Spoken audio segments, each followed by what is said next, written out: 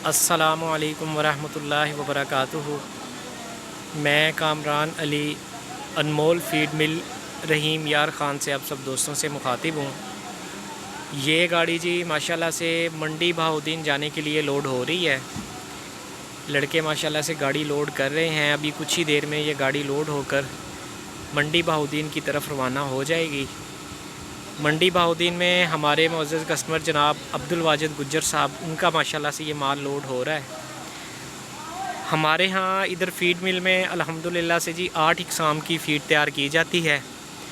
Milking plus feed, milking super plus feed, कुर्बानी feed, फैटनी feed, grower feed, calf starter feed और बकरा feed. और ये तमाम फ़ीड अल्हम्दुलिल्लाह से साफ़ सुथरी और मेयारी अशिया से तैयार की जाती हैं ताकि जानवरों की सेहत में बेहतरी आए।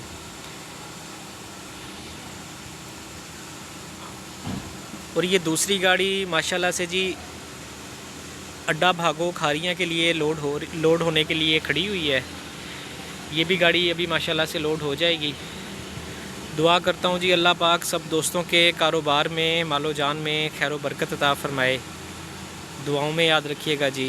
अल्लाह हाफ़िज़।